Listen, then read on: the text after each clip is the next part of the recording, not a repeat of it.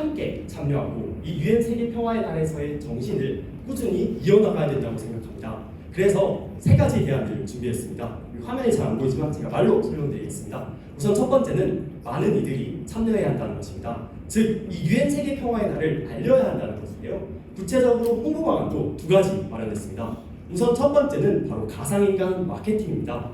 유통가에 따르면 이 가상인간에 대해서 특히 MZ세대가 열광을 하고 있다고 합니다. 즉, 가상인간 캐릭터를 하나 꾸며내고 거기에다가 배경사진을 합성해서 인스타그램의 계정에 올리는 방식입니다.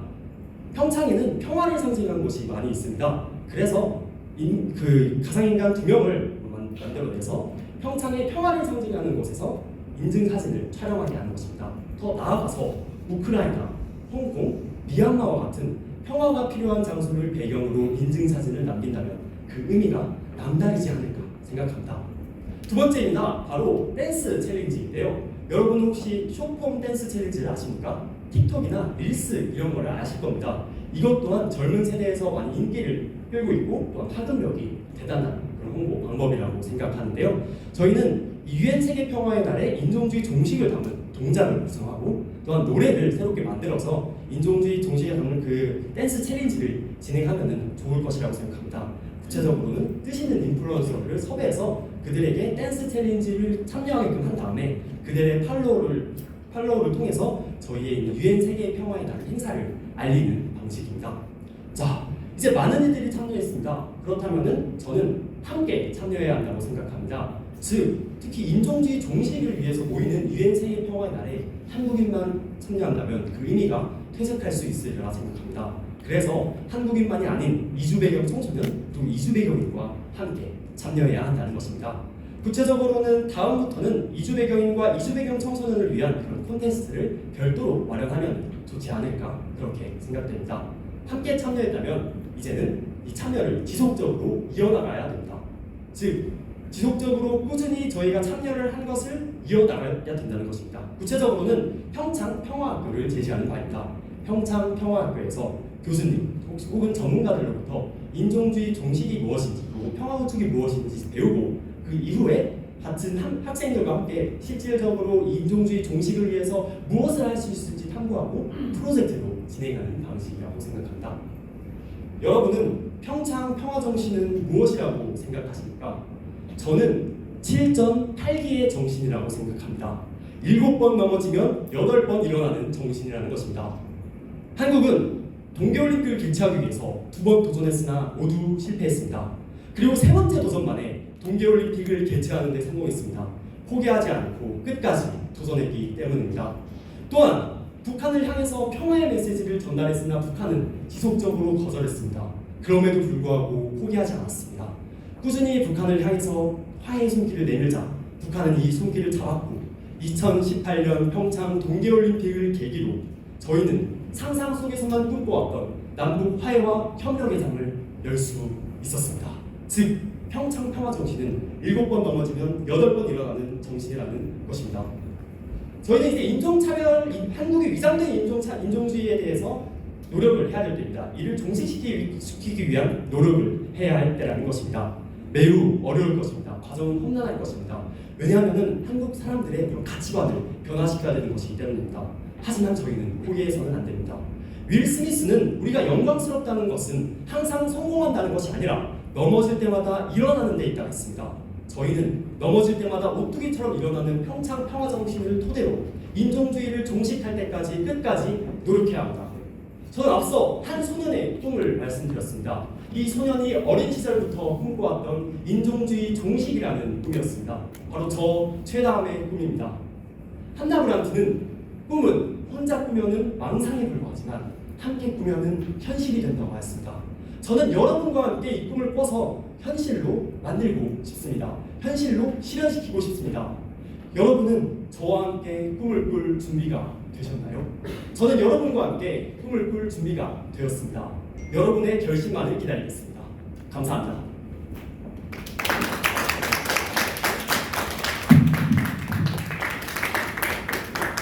제 꿈은 모두가 행복한 사회를 만드는 것입니다. 다소 철없어 보이고 이상적인 꿈일 수도 있겠지만 저는 이 목표를 저 혼자 해나가는 것이 아니라고 생각을 합니다. 아마 여기 계신 많은 분들은 평화와 사랑과 평등에 대해 정말 많은 고민을 한 분들이시기 때문에 제 꿈을 함께 이뤄가 주시길 부탁드리고 싶은데요. 함께 동참하시겠습니까? 감사합니다. 네, 여러분들과 함께 이 꿈을 이루기 위해서는 우리가 좀 더 가까워지는 시간이 필요할 것 같은데 조금은 민감할 수도 있고 좀 직설적인 질문 하나 드려보고자 합니다. 여러분은 혹시 인종차별주의자셨나요? 자, 표정을 보아하니 왜 저런 질문을 하나? 누군가는 내가 정말 그랬나? 라고 하면서 생각을 하시기도 하고 누군가는 나는 인종주의에 대해 정말 많이 공부했기 때문에 그러지 않을 거야 라고 하면서 확신을 하시기도 합니다. 제가 이렇게 갑작스러운 질문을 던진 이유는 저는 오늘 우리 사회에 존재하는 많은 차별 중 하나인 인종주의에 대해 이야기를 나누고 싶기 때문입니다. 특히 이러한 인종주의는 우리가 인종주의에 대해 생각을 충분히 하고 있었다고 하더라도 나도 모르게 인종차별주의자처럼 행동할 수 있기 때문에 그 은닉성이 굉장히 두드러지는데요. 저는 이것을 해결하기 위해서 먼저 인종주의라는 병명을 진단하고 우리 사회에 맞는 해결책을 제시해보고자 합니다. 자, 먼저 인종주의의 개념에 대해 살펴보겠습니다. 인종주의란 타자의 행동 자체가 아니라 그 속성에 기대해서 타자를 측정하고 판단하고 증오하고 심지어는 말살하는 이데올로기입니다. 자, 이러한 인종주의는 프랑스 철학자 들라칸파뉴가 1000개의 머리가 달린 히드라라고 이야기하면서 민족이나 계급이나 성별, 장애와 같은 우리 사회의 만연한 문제와 결합해서 정말 다양한 문제를 만들 수 있다라고 경고하기도 했는데요. 아마 여러분들은 블랙 라이브스 매터나 아니면 흑인과 같은 문제들을 바라보면서 인종주의가 서구 사회만의 문제다라고 생각하실 수도 있겠습니다. 자, 과연 그런 관점을 오늘 우리 시간을 통해서 한번 바꿔보도록 하겠습니다. 자, 그 전에 앞서서 우리는 지식인이니까요. 인종주의와 인종을 보다 명확하게 구분해 보겠습니다. 인종이라는 것은 실제 인간에게 실제로 존재하는 특성보다는 인종주의를 해체하기 위한 수단으로 활용할 것을 감히 제안드리고 싶습니다. 여러분들 모두 알다시피 인종이라는 개념은 분류학이나 해부학이나 골상학들의 학문이 발전하면서 어떤 인간의 특징을 구분하기 위한 단순한 기준으로만 등장했습니다. 하지만 이것은 어떤 사상가들이나 철학자 내지는 학자들의 차별적인 태제와 결합하면서 우리가 알고 있는 차별이 인종주의로 나아갔는데요. 그 역사를 간단하게만 말씀드리겠습니다. 프랑스와 베르니에라는 프랑스 외과 의사는 인종이라는 개념으로 사람을 나눌 수 있다라고 이야기하면서 인종주의를 처음으로 도입할 것을 제안했고요. 린네나 블루메너와 같은 학자들도 4인종론이나 5인종론 등을 제시하면서 인종주의를 보다 구체화시켰습니다. 이들의 목적은 무엇이었을까요? 바로 서구 문명의 합리성과 백인호의 우월성을 납득시키기 위함이었습니다. 자, 그 시기를 실제로 살펴보면 특정 인종을 열등하다고 규정하고 그들에게 비정상성을 부과하면서 자신의 서구 제국주의 열강의 논리를 정당화하려고 하였지요. 즉 이러한 논리들은 당시의 시대 상황과 맞서서 서구 사회를 중심으로 뻗어나갔다는 점을 알 수 있습니다.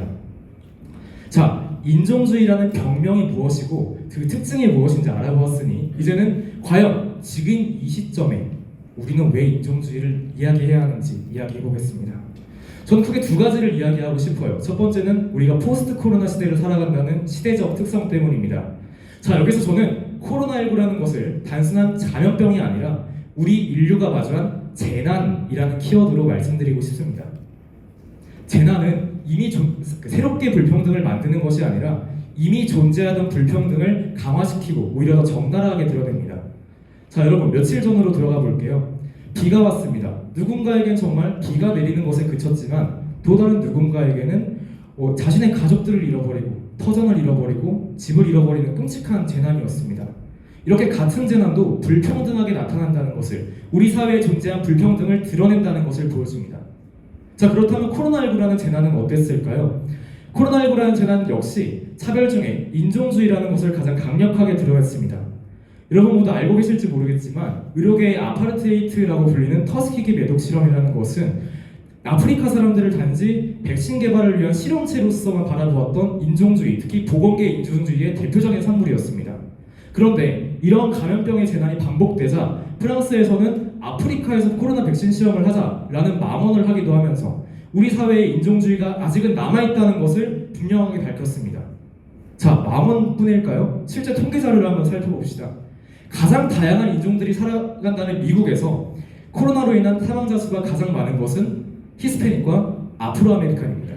자, 그리고 인구 중에서 흑인 비율이 이렇게 20%에서 30% 정도 적음에도 불구하고 실제 그 주의 코로나로 인한 사망자 수들 중에 흑인이 대다수가 차지하는 것을 보실 수 있는데요. 자, 이로써 결국에 재난이라는 것은 다시 재난에도 눈이 달렸다는 것을 우리는 알 수 있습니다. 똑같은 재난이지만 불평등을 강화시켰고 이것이 드러낸 불평등은 바로 인종주의였다는 것입니다.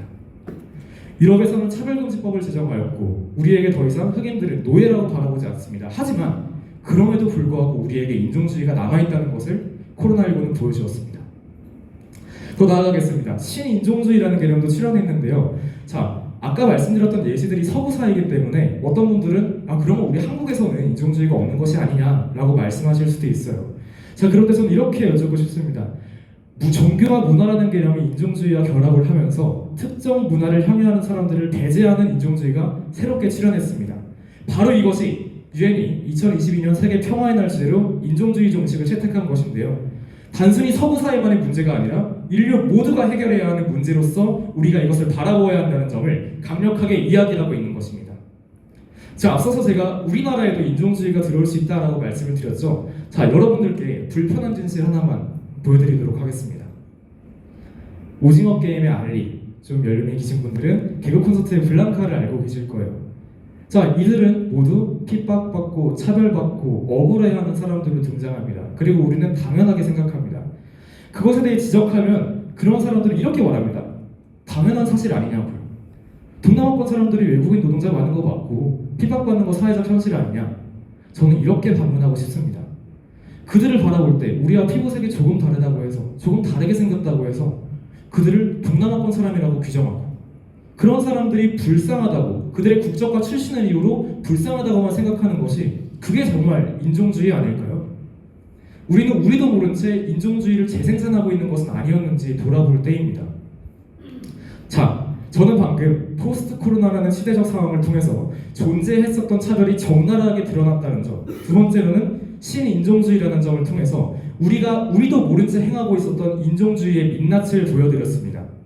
자, 지금 다시 한번 여러분들께 앞서 했었던 질문 드려볼게요. 여러분은 정말 인종주의에서 자유로우셨을까요? 자, 이런 질문이 굉장히 흥미로운 것은 인종주의의 특성을 가장 강력하게 드러낸다는 점입니다. 바로 명확한 피해자와 명확한 가해자가 존재하지 않는다는 점입니다. 자, 우리는 방금 제가 말씀드렸던 신인종주의 사례에서는 가해자였죠. 하지만 분명히 유럽에서 행하고 있는 아시아네이팅이라고 불리는 아시아 대상 범죄에서는 피해자입니다. 자, 백인으로 가볼까요? 백인들은 백인 우월주의라는 측면에서 분명한 가해자이지만 또한 어떤 유대인들 같은 사람들은 홀로코스트와 반유대주의라는 점에서 가장 큰 피해자였습니다. 인종주의에서 영원한 피해자도 없고 영원한 가해자도 없습니다. 자, 그렇다면 우리 무엇을 해야 할까요? 우리는 피해자가 되는 것을 선택할 수는 없지만 가해자가 되지 않는 것은 선택할 수 있습니다. 자, 그렇게 가해자가 되지 않기 위해 사랑하자, 협력하자, 평등하자 라고 이야기하는 것은 조금 더 무책임해 보일 수 있었습니다. 저는 그래서 직접 제가 할 수 있는 것부터 하나하나 행해보자고 다짐했습니다. 제 움직임, 제 작은 움직임들을 좀 부끄럽지만 하나하나 보여드릴게요. 저는 지난 3월부터 6월까지 미국 로스앤젤레스에 있는 톨레랑스 박물관에서 근무했습니다. 잠깐 제 사진을 보여드리자면 이렇게 박물관 관객들에게 전시를 제공하기도 하고요. 또 이렇게 행사를 기획하고 사진도 한번 찍어보고 또 그룹 투어를 진행한 다음에 이렇게 또 인증을 남기기도 했습니다. 제가 이렇게 박물관에서 근무하면서 느꼈던 점은 첫 번째로는 우리 사회에는 쉽게 찾아볼 수 없었던 인종주의의 민낯을 바라보고 싶었고요. 두 번째로는 모든 차별에 대항한다는 톨레랑스 박물관의 슬로건이 마음에 들었기 때문입니다. 특히나 이렇게 다른 누군가의 의견과 행동에 대해서 존경할 줄 알아라 라고 하는 톨레랑스의 가치를 배운 것이 저는 인종주의 문제 해결을 위해서 정말 필요했었던 태도라고 생각을 합니다. 특히 저는 크게 세 가지 관점에서 대응을 느꼈는데, 자, 우선 첫 번째로는 가해자의 측면에서 인종주의를 바라봤다는 점입니다. 그 박물관에는 차별과 혐오를 다루는 전시들이 굉장히 많은데요. 그것을 공부하면서 가해자의 관점에서 인종주의를 알았고, 두 번째로는 제가 직접 피해자가 되기도 하면서 한국인이자 에이시안으로서 로스앤젤레스에서 당했던 인종차별을 당하면서 인종이라는 차별이 이렇게나 참 무기력하고 어려운 것이구나 라는 것을 느꼈습니다. 더 나아가서 교육의 가치인데요. 자, 보시는 것처럼 저는 박물관에서 인근 학교들에게 교육을 진행하는 튜터를 맡기도 했습니다. 그러면서 인종주의 같은 예민한 문제들을 더 이상 회피하는 것뿐만이 아니라 우리 교육 체계에 당당하게 편입시켜서 회피하지 말아야 한다라는 것을 느꼈습니다. 저는 이렇게 미시적 차원과 거시적 차원에서 인종주의 해결을 위해 어떻게 접근해야 하는지를 깨달을 수 있었던 순간이었습니다. 자, 그렇다면 저는 2022년 세계 평화의 날이 다가오는 지금 어떠한 움직임을 하고 있을까요? 첫 번째로 먼저 제가 가장 잘하는 멘토링부터 시작하고자 합니다. 전 대학교 새내기 때 전국 고등학생들을 대상으로 인문학 콘서트를 진행하고 또 계획했었던 경험이 있는데요. 이런 것을 느끼면서 제가 아까 토레란스 박물관에서 느꼈던 교육의 가치를 전달하고자 합니다. 인종주의가 더 이상 우리와는 유리되어 있지 않고 우리 모두의 문제일 수 있다는 것을 알려주고 싶었거든요. 더 나아가서 저는 사람책 프로젝트라는 것을 준비하고 있습니다. 제가 고민했고 공부했었던 이야기를 그들에게 직접 알려주는 강연 프로그램인데 나라는 책을 대여해라 라고 하면서 아마도 오늘 배웠었던 가치들도 그곳에서 많이 나눌 수 있을 것이라고 생각합니다. 좀 더 거시적으로는 인종주의에 대한 교육이 이루어져야 한다고 생각을 합니다. 실제로 2년 전에는 인종주의에 대한 것을 공교육에 편입시키자라고 이야기를 하기도 했는데 저는 이러한 UN SDG의 발현으로서의 교육이 바로 공교육에 들어가는 것은 행정상의 문제도 있을 수 있을 것이고 또 학생들의 관심 문제도 있을 것이기 때문에 이렇게 온라인을 통해서 학생들에게 좀 더 손쉽게 접근을 하거나 아니면 교육 프로그램을 담은 홈페이지를 제작해보는 것도 제안드리고 싶습니다. 더 나아가서 앞서 말씀드렸다시피 인종주의라는 것은 정말 다양한 형태로 나타나기 때문에 이렇게 그 사례 하나하나를 QR코드로 제작해서 많은 정보를 함축적으로 담을 수도 있겠고요. 이러한 정보들을 유튜브 콘텐츠화 시켜서 유튜브에 업로드함으로써 그 접근성을 확대시킬 수도 있을 것입니다. 자, 사실 이런 여러한 대안들 중 어떤 것을 선택하든 본질은 같습니다. 바로 우리가 인종주의 문제를 직시하고 화합해야 한다는 점입니다. 저는 오늘 우리 사회가 마주한 다양한 차별들 중에서 가장 먼저 바라보아야 할 필요가 있는 인종주의에 대해 이야기했습니다. 자, 차별은 가시와 같아서 그것을 해결하지 않으면 우리 사회 속에 자꾸만 파고듭니다. 저는 그런 문제를 해결하기 위해선 직시해야 될 필요성을 말씀드리고 싶습니다. 그리고 그런 직시하는 원동력은 바로 화합에서 나옵니다. 자, 여러분, 우리가 오늘 모두 만났던 강원도는 세계에서 유일하게 시가 아니라 광역단체에서 올림픽을 주관하는 기관이죠. 분단되어 있는 광역단체임에도 불구하고 이렇게 화합을 통한 세계인의 축제를 이끌겠다는 우리 강원도의 노력을 IOC가 알아주었다시피 우리 역시도 인종주의라는 문제를 직시하고 우리 모두 함께 노력해야 한다는 화합의 가치를 공유할 때입니다. 우리는 화합해야 합니다. 더 이상 도망가선 안 됩니다. 여러분께 다시 한번 마지막으로 여쭤볼게요. 여러분은 정말 인종주의자에서 자유로우셨나요? 이러한 질문이 더 이상 불편하다기보다 내지는 왜 저런 말을 하지 하면서 의아해하시기보다 내가 정말 마음속에 있었던 인종주의가 있었나? 라고 하면서 돌아보시는 시간이 될 수 있었다면 여러분과 오늘 저는 좋은 시간을 보냈다고 그리고 좀 행복하게 강연장을 떠날 수 있을 것 같습니다. 인종주의라는 것이 더 이상 너와 그들이라는 타인의 문제가 아니라 나와 우리라는 우리 모두의 문제라는 것을 직시할 때 당면한 문제를 피하지 않고 그것에 따뜻한 눈길을 포갤 때 우리는 인종주의라는 문제를 해결하기 위해 진정으로 화합할 수 있을 것입니다. 자, 여러분과 저는 오늘 인종주의를 해결하기 위한 화합의 한 팀으로서 함께 걸어갈 것을 부탁드렸습니다. 여러분은 감사하게도 네 라고 말씀하시면서 저와 한 팀이 되겠다고 말씀을 해주셨어요. 이 강연장을 떠나면서 우리 모두 가치의 가치를 실현하면서 제 오랜 꿈이었던 모두가 행복하게 살아갈 수 있는 사회를 향해서 뚜벅뚜벅 함께 걸어가 주시기를 부탁드립니다. 함께 문제를 해결해 가시길, 함께 문제를 마주하시길, 모두가 행복한 사회를 함께 만들어 주시길 부탁드립니다. 주재성이었습니다. 감사합니다. 시작하겠습니다. 에픽하이의 연애소설이라는 노래에는 한 구절이 나옵니다. 우리한테 자숙 같았다는 건 한쪽 등만 돌리면 멀어진다는 거예요. 저는 이 소설을 들은 사람들을 참 애석하게 만든다고 생각했습니다. 인간을 가장 끈끈하게 만드는 사랑 역시 등을 돌리면 가장 멀어지는 존재인 자숙 같은 존재라고 표현하니까요. 저는 평화 역시 그렇다고 생각합니다. 저희가 평화를 당연시 여기고 중요성을 망각한다면 평화 역시 저희에게서 등을 돌려 가장 멀어지는 사이가 될 것입니다.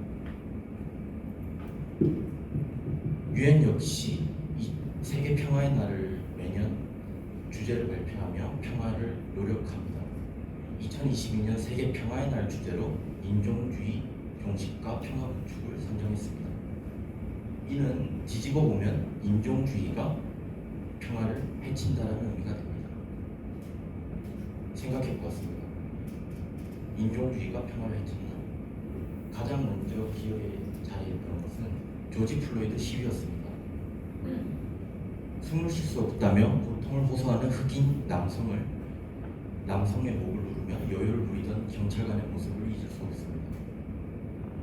미국 사회는 분노했고 인종 차별을 규탄하는 시위가 연일 열렸습니다.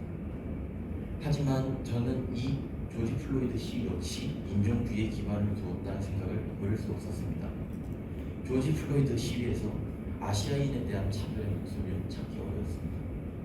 차별을 규탄하는 것이 아니라 흑인의 차별을 규탄하는 의미였습니다. 그렇게 인종주의를 더욱 객관적으로 바라볼 수 있고 자세히 바라볼 수 있는 과거의 사례를 조명하기로 했습니다. 생각의 도착은 제국주의 박람회였습니다. 제국주의 박람회는 인종적 우월성을 뽐내는 자리였습니다.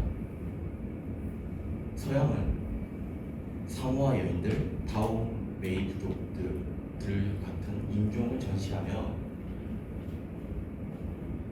전시했습니다. 필경 서양만의 문제는 아니었습니다.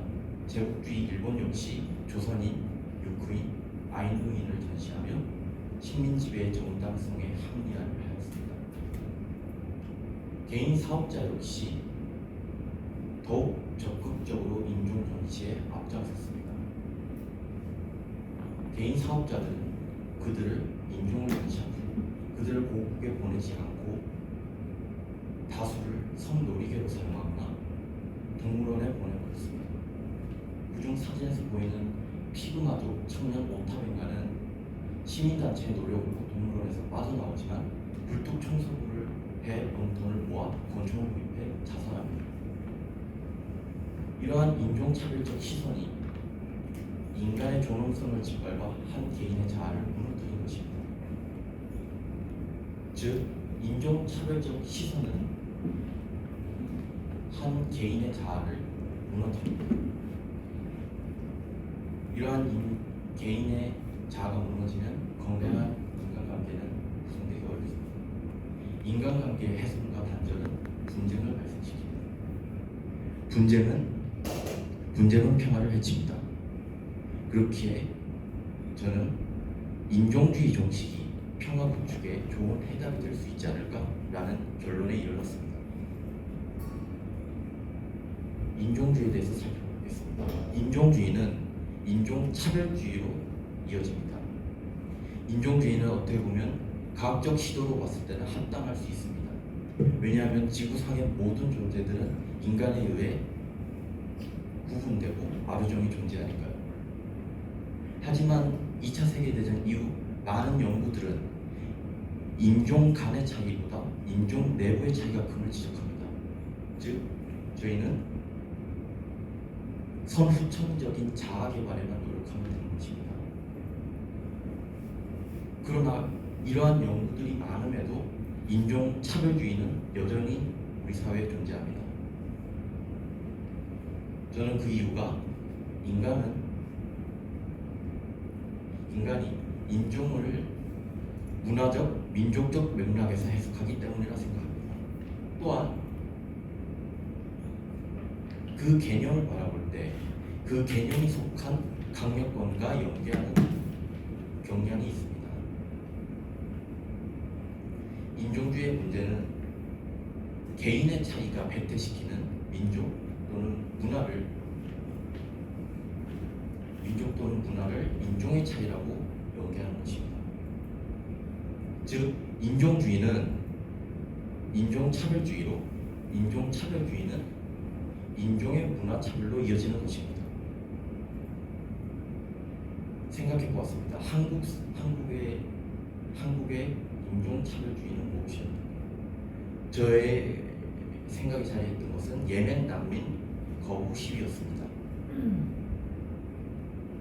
한국인들은 예멘 난민을 수용하게 되면 한국이 테러국이 되어 자국민의 안전이 훼손된다는 주장을 하였습니다. 그들의 이런 주장에는 인종 자체의 문제 또는 예멘의 문제만이 아니라 그들의 예멘이 속한 그들의 강력권의 문화, 즉 이슬람 문화권의 테러 문제와 연계했던 것입니다. 저 역시도 생각해보니 친구들 앞에서 난민의 수용을 반대하던 입장을 적극적으로 표현한 적이 있습니다. 저 역시도 예멘 난민을 수용하게 되면 한국의 안정성이 떨어진다는 생각을 했던 것 같습니다. 하지만 돌이켜 생각해보니 이 생각은 인종주의에 편승하여 난민에 대한 텃세를 정당화했던 편협한 생각이었을 뿐이었습니다. 저희가 이런 인종주의를 해결하기 위한 해법으로 생각하는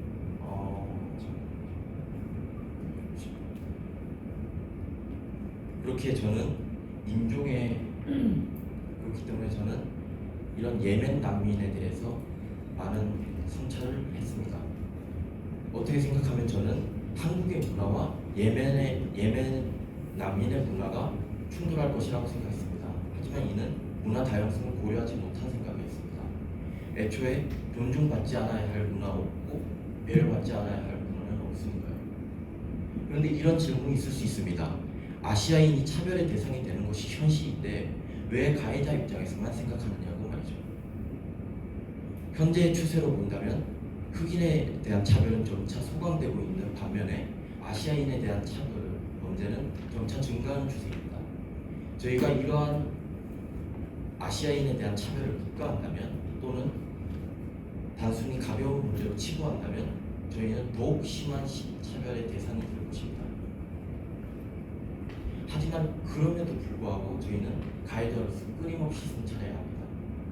모 문창과 교수가 저에게 이런 질문을 한 적이 있습니다. 펜이 칼을 이긴다고 생각하시나요? 사실 물리적으로 보면 말이 안 되는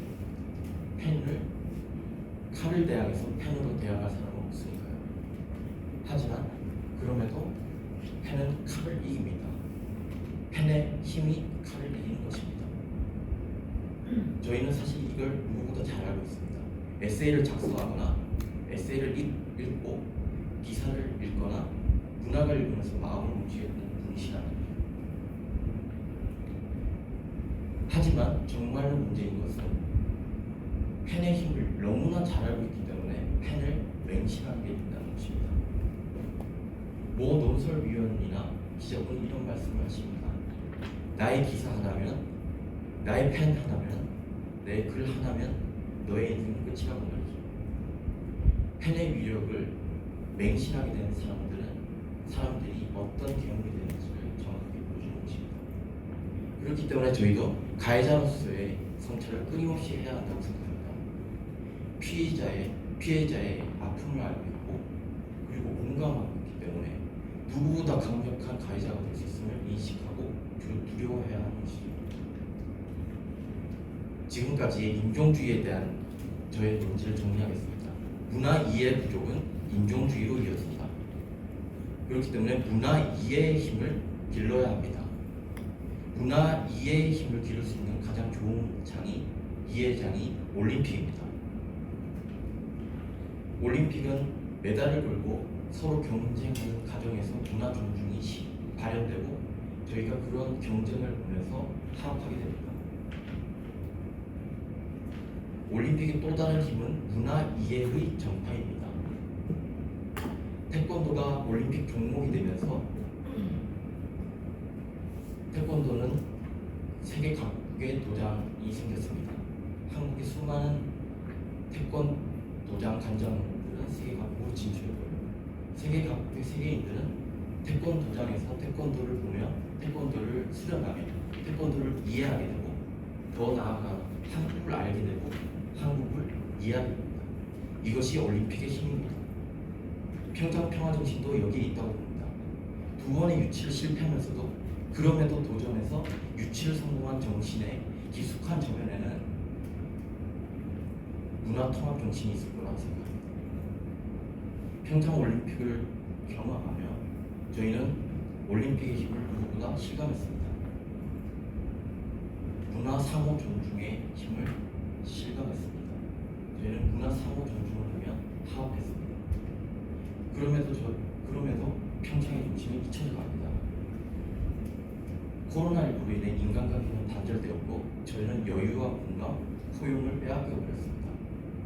또한 개인의 상대적인 기준을 만들어 놓고 그 기준을 넘는 사람에게는 손절이라는 이름의 인간관계 단절을 선고합니다. 어쩌면 이런 상태는 평화가 등을 돌려 가장 멀어질 수 있는 상황입니다. 평화와 인간은 한쪽만 등을 돌리면 가장 멀어질 수 있는 사이임을 명심해야 합니다. 그런 의미에서 2024년 강원 청소년 동계올림픽은 강박해진 한국 사회에 다시금 사랑과 공감을 전파하는 매개가 될 수 있습니다. 평창의 힘을 실감한 저희는 평화의 힘, 남북의 평화, 문화 교류, 문화 상대주의, 그리고 사랑을 느꼈습니다. 만약에 평화가 자석이라면 등을 돌린 자석에게 저희가 다시 뒤돌아 다가서면 됩니다. 또한 산산조각 나더라도 방향만 맞다면 다시금 붙습니다. 청소년들이 올림픽을 통해 화합하고 서로의 문화를 존중한다면 한국 사회의 부족한 공감과 여유가 화합과 공존으로 채워질 것입니다. 그것이 한국 사회의 새로운 평화의 길입니다. 감사합니다. 안녕하십니까. 저는 현재 대구에서 고등학교 다니고 있는 송창민이라고 합니다. 저는 이번 에세이 제목으로 평화라는 연대 정신으로 무장하자라는 표현을 하였습니다. 제가 왜 이러한 강력한 표현을 하였는지는 나중에 마지막에 알려드리도록 하겠습니다. 이제 요즘 이제 TV나 신문 기사들만 보더라도 이제 증오 범죄나 혐오 범죄가 증가하고 있다는 것을 알 수 있습니다. 이제 SNS 같이 이제 통신 매체 기술이 발달되다 보니까 이제 표현의 방법이 다양해짐으로써 인종차별에 대한 그런 표현 횟수도 같이 증가하게 되었습니다. 특히 요즘 코로나 팬데믹 시대에 이제 발원지로 중국을 꼽으면서 인종차별주의자들이 아시아인에 대한 혐오를 조장하고 있는 그런 상황입니다. 그런 전처로 유엔은 2022년 올해 세계 평화의 날 주제로 인종주의 종식과 평화 구축을 선정하였습니다. 연민과 공감이 의심과 증오를 이기는 세상을 유엔은 바라는 것 같습니다. 역사적으로 많은 위인들이 차별에 반대해 왔습니다. 아브라함 링컨 노예 해방선언을 하셨고 킹 목사는 흑인 인권 운동을 하셨습니다. 그리고 간디는 평화 구축을 위해서 그리고 또 불과적 초민의 차별에 반대하셨습니다. 그리고 넬슨 만델라께서는 아파르트 헤이트를 철폐시키셨습니다. 이러한 위인들의 노력에도 불구하고 시대를 역행하는 인종 혐오 문제는 오히려 증가하고 있어서 안타까울 따름입니다. 이제 인종의 개념에 대해 설명하면서 이제 예시로 들 것이 제레드 다이아몬드 교수가 쓰신 총균세라는 책을 인용할 생각입니다. 이제 사실 이제 인종차별주의자들이 말하는 인종의 개념은 나온 지가 200년밖에 되지 않습니다. 그들이 인종이라는 개념을 도입한 이유는 이제 15세기 내항해 시대에서 이제 개척하면서 아메리카의 대륙에 넘어가서 거기에 있는 사람들을 지배할 수 있는 지배 정당성의 이데올로기로서 탄생한 것이 인종이라는 개념입니다. 그들은 자신의 우월성을 증명하기 위해서 크게 세 가지 방법을 썼습니다. 종교, 과학, 법을 이용해서 그들 스스로의 우월성을 증명하려고 했던 것입니다. 종교는 이제 기존에 있는 기독교와 다르게 옥수기원설이랑 이제 다른 지역의 신이 다른 의도로 인간을 창조했다라고 말을 하는 것입니다. 그래서 이제 신이 있고 인간, 그다음 동식물이 있는데 흑인과 황인은 인간과 동식물 그 사이에 있다고 자기들이 스스로 만들어버린 것입니다.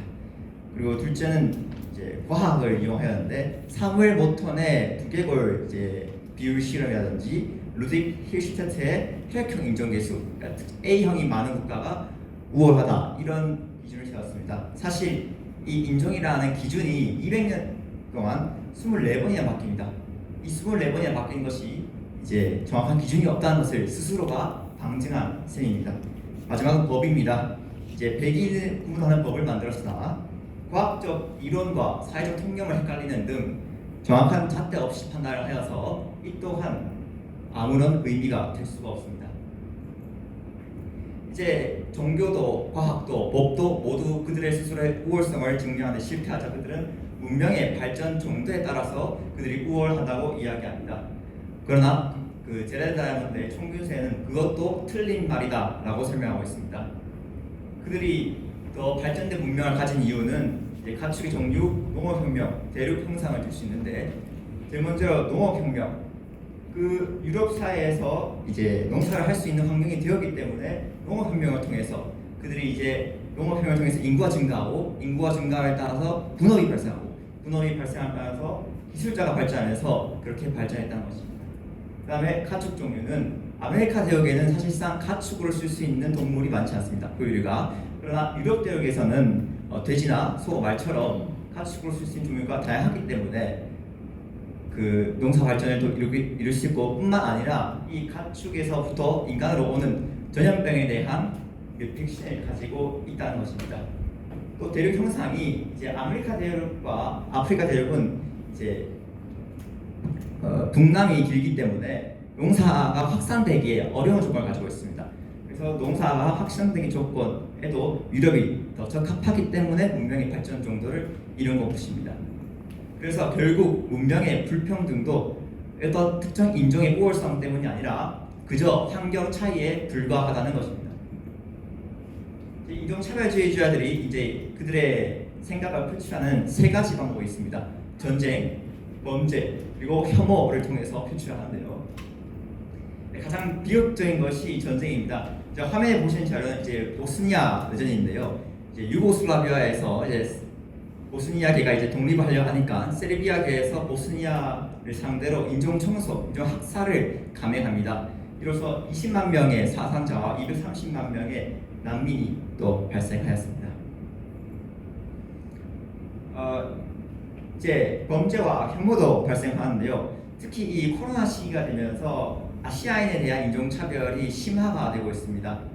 예를 들면 이제 미국에서는 한 남성이 지나가는 중국의 여성에 대해서 중국인 이름을 부르며 인종차별적 발언과 함께 130회차 넘는 폭행을 가하기도 했고요. 그리고 또 우리가 K-pop 스타 BTS에 대해서 이제 독일의 바이에른 3 진행자가 이제 BTS는 코로나 바이러스와 같은 줄임말, BTS는 우리가 BTS로부터 치유해줄 백신이 필요하다와 같은 망언을 쏟아내었습니다. 물론 이렇게 이제 백인과 흑인 또 백인과 아시아인 관계에 대해서 이제 인종차별이 있지만 그것보다도 아시아인과 아시아인이 같은 이제 인종끼리에도 차별이 존재합니다. 그래서 바로 제가 중학교 1학년 때 겪었던 일본의 혐한 씨가 될 수 있겠습니다. 제가 이제 그 중학교 1학년 겨울방학 때 이제 일본을 가게 되어서 굉장히 들뜬 마음이었습니다. 제 첫 해외여행이었거든요. 그때 당시 갔을 때 일본 분들이 굉장히 친절하고 또 질서정연한 모습이 있어서 굉장히 보기 좋았습니다. 그러나 여행 3일째 되는 해에 제가 이제 도쿄의 긴자 거리에 가게 되었는데 긴자 거리에서 제특회 제1조선인 특권을 반대하는 모임에서 혐한 시위를 감행하였습니다. 그들은 이제 우기기를 들고 또 우리 교포들을 향해서 한국인 매춘부라고 또 욕을 하였습니다. 그때 당시 중학교 1학년은 제가 이 시위를 막고 싶었지만 사실 그 어린 학생이 막을 수 있는 방법은 많지 않았습니다. 그래서 속으로 굉장히 무기력했고 제 아빠랑 같이 여행 갔었는데 아빠는 오지 마라, 그냥 같이 나가자라고 말씀하셨습니다. 그래서 몇 걸음 이렇게 지나가다 보니 또 옆에서 또 시위를 하고 있는 겁니다. 그래서 이번에 무슨 시위인가 하고 봤더니 제특회를 반대하는 시위가 또 있었습니다. 이제 혐오, 헤이트 스피치 이런 것들도 반대하는 시위가 있었습니다. 일본 거기에 참여하신 분들은 우리 한국계 사람들도 아니고 일본 분들이 참여하셨습니다. 그들 스스로 이제 혐오와 이런 차별에 대해서 반대하는 시위를 하는 거 보고 저는 그때 인종차별을 종식시킬 수 있다는 그런 희망을 보였습니다. 바로 아무런 일면식도 없는 상황에도 없는 사람들끼리 연대 의식을 가지고 뭉쳤다는 것입니다. 그래서 그 전투에 반대하는 시위처럼 연대 의식이 인종차별 해결의 열쇠가 될 수 있다고 그때부터 생각하게 되었습니다. 제가 아까는 이제 우리 한국인으로서 당했던 심정을 얘기했는데요. 인종주의는 이제 가해자와 피해자를 가리지 않기도 합니다. 이제 한국인은 특히 백인에 대해서는 좀 관대한 문화가 있지만 동남아시아나 흑인에 대해서는 인종차별 문화가 좀 심한 편입니다. 이제 2020년에 이제 국가인권위에서 조사한 한국에 거주하는 외국인 중 68%가 국적, 인종, 피부색으로 인해서 차별받는다라고 가슴 아픈 응답을 하였습니다. 우리가 이제 급격한 경제 성장을 이루다 보니까 우리가 과거에 그 일제로부터 당했던 인종주의에 대한 차별 그 역사를 잊은 거 아닌가 우리 스스로에게 반문해 볼 필요는 분명히 있다고 생각합니다. 그래서 저는 그 수가 많고 적음에 따라서 누구나 가해자, 누구나 피해자가 될 수 있다고 생각합니다. 자, 이분 제가 이제 우연찮게 이제 에세이 넣게 되었는데 또 앞에 계시더라고요. 이 대표적으로 이제 당하셨던 분인데 제 19대 국회의원에서 이제 그 당시 새누리당에서 이제 비례대표 공천을 받으셨을 거예요. 그 당시에 공천을 받고 이제 당선 당하실 때 그때부터 계속해서 SNS나 댓글들을 통해서 인종차별을 많이 당하신 걸로 알고 있습니다. 혹시 사실입니까? 네. 그렇게 우리부터 이렇게 인종차별을 하면서 다른 나라 보고 하지 말라는 것보다 우리 스스로 인종차별을 걷어낼 필요가 분명히 있는 것입니다. 저는 이제 한국청소년화합회의라는 것을 운영 중인데요. 거창한 회의는 아니고요. 제가 이제 저희 학교에 있는 학교 몇 명으로부터 출발한 회의인데 이제는 이제 호남에 계신 분, 서울에 계신 분, 또 저기 강원도에 계신 분까지 약 20명 분들이 모여서 하는 회의입니다. 보통은 이제 인종차별 사례에 대해서 이렇게 칼럼을 쓰거나 아니면 한강공원 같은 거에서 뭐 지역단체 봉사활동 이런 것들도 하고 있습니다. 그리고 또 저희 대륜고등학교에서는 무슨 캠페인 활동으로 인종차별에 반대하는 피켓을 들고 이제 교문 앞에 서면 선생님들이나 학생들이 큰 공감을 해주기도 합니다. 저는 이제 SDG에서 발표도 하려고 하는데요. 그 지속가능 발전에서 이제 인종차별이랑 무슨 상관이냐라고 하시는 분들이 있는데 왜 인종차별이 철폐되어야 지속가능한 발전이 되냐면 이제 2차 세계대전이 끝나고 제3세계에 대해서 이제 전폭적인 지원이 들어갔습니다. 그러나 아직까지도 그들이 선진국으로 도약할 수 없는 이유는 물론 그들 내부의 문제도 있겠지만 그와 함께 세계에 만연한 인종차별에도 문제가 있다고 생각합니다. 그래서 이것을 해결하기 위해서는 세계 지도자들이나 또 시민 지도자들이 함께 가서 그들의 발전을 생각하거나 또는 혁신을 줄 필요가 분명히 있다고 생각을 합니다. 그래서 인종차별 없는 지속 가능한 발전은 지속 가능하지 않다고 말씀드리고 싶습니다. 인종주의 정식에서 우리들의 노력이 있는데 우리는 현재까지 교육이나 문화, 정치, 법들을 통해서 해결하였습니다.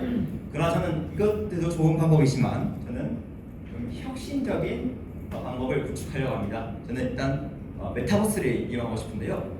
4차 산업 시대에 맞게 AR이라든지 일상기록, VR, MR이 있는데 저는 이 중에서 AR과 VR을 이용할 생각입니다.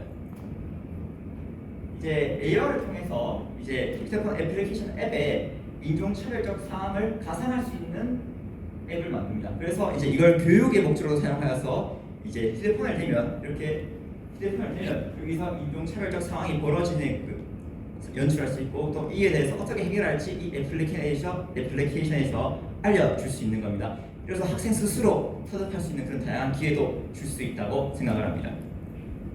그다음에 인스타그램, 페이스북과 같이 챌린지 지금 혹시 인스타그램 하시는 분도 알겠지만 스토리 챌린지나 게시물 챌린지 같은 것들이 있습니다.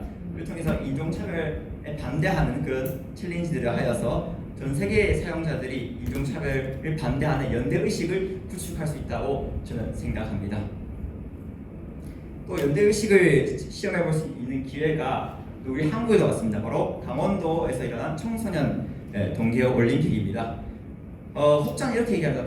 올림픽은 그 순간에만 사람들이 뭉쳐서 인종차별에 반대하지 이 순간이 지나면 사람들이 잊는다. 저는 물론 그 부분도 어느 정도는 맞지만 사실 크게 숲을 보지 못하고 나무만 본 세태라고 생각을 합니다. 왜냐하면 이러한 올림픽들 같이 많은 기회를 국가에서 제공함으로써 거기에 있는 참여한 청소년들이 타국에서 오는 학생들과 문화적 괴리를 줄일 수 있다고 저는 생각합니다. 또 이 프로그램 중에서 이제 외국인들과 많이 교류할 수 있는 프로그램을 설정하여서 그들 스스로 갖고 있는 뭔가 문화적 오해라든지 그런 것들을 줄일 수 있다고 저는 생각합니다. 이제 마지막으로 제 연대의식에 대해서 설명할 건데요. 제가 이제 줄곧 이야기했던 것이 연대의식입니다. 가장 중요하다고 생각하는 것도 연대 정신입니다. 그 이유는 제가 앞선 말한 방법들, 또 정치나 교육이나 문화 이런 방법들도 연대 정신 없이는 불가능하기 때문입니다. 제가 궁극적으로 바라는 연대 정신은 이제 안토니오 구테레스 유엔 사무총장께서 말씀하셨듯이 이제 우리가 인종 차별을 보는 곳마다 우리는 거리낌 없이 주저없이 자격 없이 그것을 비난해야 한다. 처럼 우리는 인종 차별에 주저앉는 인종차별 반대 연대 의식이 필요합니다. 저는 마지막으로 인종차별주의자들에게 한마디 하겠습니다. 단언컨대 평화라는 연대 정신으로 무장하는 우리를 인종차별주의자들은 결코 무너뜨릴 수 없을 겁니다. 이상입니다. 안녕하세요. 인류의 시기를 변화의 시기로라는 제목으로 2022년 평창 평화 챌린지에 참여하게 된 이지영이라고 합니다. 일단 저는 이 자리에서 발표를 진행하려고 하는데 제가 슬라이드 중간중간에 화면 효과를 넣어서 이 자리에서 해야 좀 더 좋은 발표를, 좋은 강연을 진행할 수 있을 것 같아서 이 자리에서 진행해 보려고 합니다. 네, 저는 그리고 목차를 준비해 봤습니다. 먼저 첫 번째로 저의 소개할 거고요. 두 번째로는 인종주의와 평화, 그리고 세 번째로는 공모전 참가전의 저, 그리고 네 번째로는 공모전 예선과 본선을 거친 후의 저, 그리고 다섯 번째는 인종주의 해결 방안과 여섯 번째 마무리로 저의 발표를 해보고자 합니다. 저는 평소에도 국제개발협력과 ODA 그리고 평화통일 골든벨 등에 참여하면서 저는 평화에 관심을 많이 가지고 있고 세계 시민으로서의 활동을 하기 위해 노력하고 있습니다. 그리고 치앙마이, 태국에 있는 치앙마이 등을 방문하며 실제로 봉사활동을 진행하기도 하였고 2020년에 유럽 여행을 하면서 왼쪽에 보시다시피 모르시는 분이 저와 정말 일면식도 없던 분께서 제가 사진을 찍자 옆에서 함께 찍어주시는 그렇게 좋으신 분도 만났고 그리고 오른쪽 사진에서 보면은 이 사진은 잘츠부르크에서 찍은 야경 사진인데 이 야경 사진을 찍기 위해서 저는 여러 가지 일을 겪게 되었는데 이 일은 뒤에서 차차 말씀드리도록 하겠습니다. 제가 이렇게 저의 소개를 한 이유는 저에 대해서 아셔야 그래야 제가 이 에세이를 어떤 관점에서 썼고 그리고 이 강연을 어떻게 준비했는지 더욱더 이해하기 쉬우실 것 같아서 저의 소개를 준비해 보았습니다. 혹시 여러분은 MBTI를 해보신 적이 있으실까요? 요즘에 되게 핫한 주제이죠. 네, 저의 외국인 친구조차도 저를 처음 딱 만났는데 MBTI가 뭐냐고 이렇게 딱 물어보죠. 저는 정말로 놀랐습니다. 외국인까지 이렇게 유명한 MBTI가 이렇게 퍼져나가는 것을 보며 정말로 한국의 문화가 외국뿐만 아니라 전 세계로까지 확장되는 것을 보며 정말 대단하다고 느꼈습니다. 그렇다면 저의 MBTI는 과연 무엇일까요? 저의 MBTI는 ESFJ입니다. 여기에 원래 빈칸이 나와야 되는데 여기에는 안 나오네요. 네, 저는 외향형이고 감각형, 그리고 감정형, 그리고 인식형으로 이루어져 있는 사람입니다. 사실 저는 MBTI를 그렇게 맹신하지는 않습니다. 그 이유는 인종을 16가지로 나누는 것은 저는 불가능하다고 생각을 하였고, 그리고 저와 같은 MBTI를 가진 친구들을 많이 만나봤지만 저와 결이 다른 친구들도 정말 많았고, 그리고 저와 같은 MBTI를 가지고 있다고 해서 그 성격까지 정말로 똑같이 일치하는 친구를 만나보지 못했기 때문입니다. 혹시 MBTI가 성격 차별을 그리고 불러일으킨다는 사실을 알고 계십니까? 저는 이 뉴스에서 ENTJ, ESFJ는 채용 안 해요 라는 취업 시장의 이러한 공고의 뉴스를 본 적이 있습니다. 이렇게 MBTI를 통하여 오히려 인종 내에서 인종 차별을 하는 모습을 보며 저는 인종주의의 종식이 절실하다는 것을 느꼈습니다. 그렇다면 과연 인종주의는 무엇이고 평화라는 개념은 무엇인지 자세히 살펴보도록 하겠습니다. 네이버에 인종주의를 검색하게 되면 개개 인종의 생물학적, 생리학적 특징에 따라 계급이나 민족 사이에 불평등한 억압을 합리화하는 비과학적인 사고방식이라고 정의를 내리고 있습니다. 또한 평화를 검색해보면 첫 번째 의미로 평온하고 화목함, 두 번째로 전쟁, 분쟁 또는 일체 갈등이 없이 평온함 또는 그런 상태로 정의를 내리고 있습니다. 저는 여기서 평화의 두 번째 개념에 주목하고 싶습니다. 분쟁 또는 일체 갈등이 없이라는 이 표현에서 저는 인종주의의 종식이 절실함을 느낀 것입니다. 그 이유는 인종주의의 개념에서는 불평등한 억압을 핵심으로 하고 있는데 이 불평등한 것이 저는 분쟁을 일으킨다고 생각하였고, 그리고 일체 갈등의 한 종류라고 보았기 때문입니다. 코로나19로 인해 아시아인 혐오가 점점 증가하는 추세를 볼 수 있습니다. 독일서, 그리고 호주서, 그리고 많은 전 세계 곳곳에서 인권에 대한 시위도 일어났고, 그리고 인권이 짓밟히는 상황을 찾아볼 수 있었습니다. 그러자 유엔 사무총장인 구테르스는 2022년 9월 21일 세계평화의 날에 인종주의 종식과 평화 구축을 선언하며 인종주의 종식의 필요성을 피력했습니다. 세 번째 파트로 넘어가서 이제 공모전 참가 전에 저에 대해서 이야기를 해보고자 합니다. 사실 저는 이 강연을 준비하면서 어떤 강연을 진행을 해야 하는가에 대한 고민을 굉장히 많이 했습니다. 저는 평소에도 세바시라는 프로그램을 자주 즐겨보기도 합니다. 세바시 프로그램을 즐겨보는 그 상황 가운데서 참가자들의 그리고 강연자들의 공통점을 저는 발견을 하였는데, 그것은 발표를 진행하는 것이 타인이 아닌 나로부터 시작한다는 점이었습니다. 그래서 저는 파트 세 번째부터 저의 이야기를 중점적으로 이 강연을 진행해보고자 합니다. 공모전 참가 전에 저는 2020년에 유럽을 방문했던 경험이 있습니다.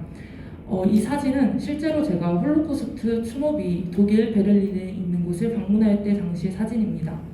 80년이 지난 지금까지도 독일은 끊임없이 피해자들에게 사과를 하며 그들의 목소리를 들으려고 노력을 하고 있습니다.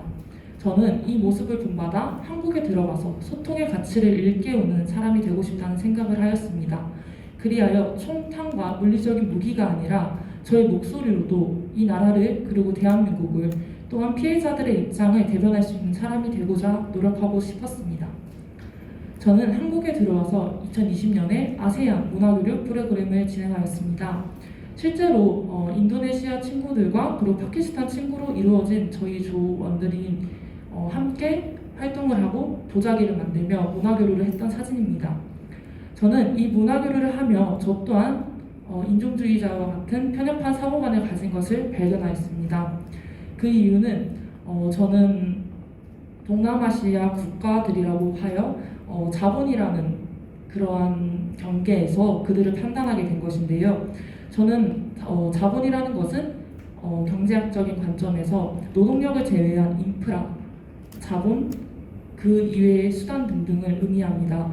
하지만 동남아권 국가들은 인프라가 부족했고 또한 경제력이 떨어지기 때문에 저는 오히려 그들을 열등한 존재로 바라보게 된 것입니다. 저는 이러한 편협한 사고관을 극복하고자 정인석 교수님의 신국제법 강의라는 책을 읽기 시작했습니다. 이 책을 읽기 시작했던 이유는 인권법에 대한 공부를 더욱더 해보고 싶었던 저의 마음과 그리고 또한 인권의 가치를 일깨우고 싶다는 저의 생각이 맞물려 이루어진 것입니다.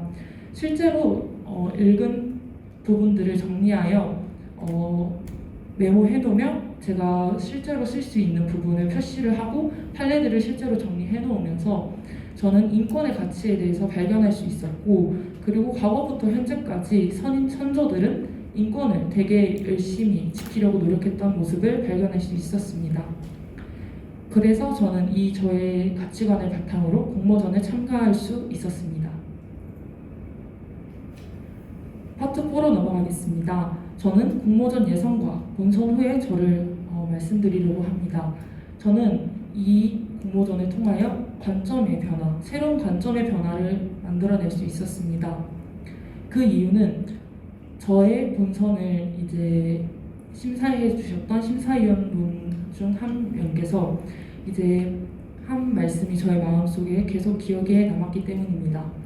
그 임예지 심사위원분께서 해주셨던 말씀이 저희들이 적은 에세이와 토론은 가해자의 측면에서만 적혀 있다고 말씀을 해주셨습니다. 그렇기 때문에 피해자 입장에서 생각해 볼 수 있던 시간이 부족했고, 피해자의 입장에서 동일시하는 시간이 부족했다는 설명을 그리고 아쉬움을 남겨주셨습니다. 저는 이 생각을 바탕으로 다시 저의 에세이를 수정하면서 제가 직접 인종차별을 겪었던 경험을 이 에세이에 녹여냈습니다.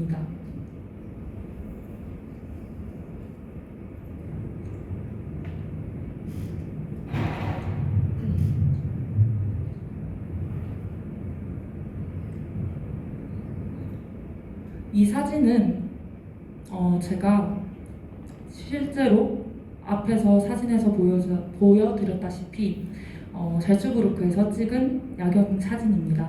저는 이 야경을 보러 가기 위해서 길을 가던 중에 두 번의 인종차별을 겪었습니다.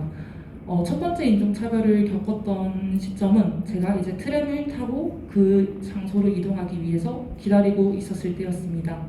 저는 친구와 함께 길에서 휴대폰을 만지면서 이제 길을 찾고 있었는데, 트램에서 아이들이 우르르 내리면서 저와 친구에게 미야오 막 이런 식으로 중국어를 남발하고 일본어를 남발하면서 웃으며 낄낄대며 뛰어갔습니다.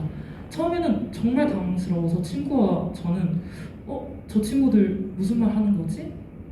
저게 바로 인종차별인가? 라는 생각을 하였고, 너무 당황한 나머지 저는 저와 친구는 아무 말도 하지 못하고 그냥 서서 그 아이들을 바라볼 수밖에 없었습니다.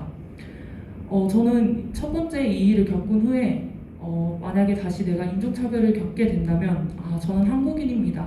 저는 인종주의를 혐오합니다. 라는 말을 꼭 해야겠다 라는 다짐을 하며 다시 야경을 보기 위해 길을 걸었습니다.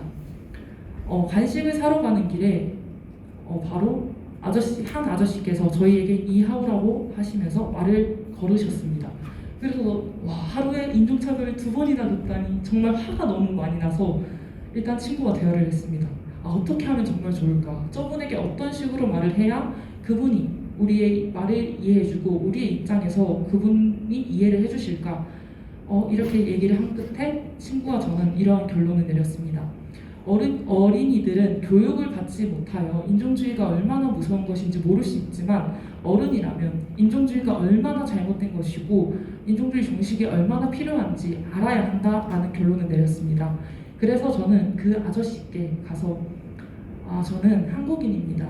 그리고 저는 이것은 니하오 이런 식으로 말씀을 하시면서 하시는 것은 인종차별입니다.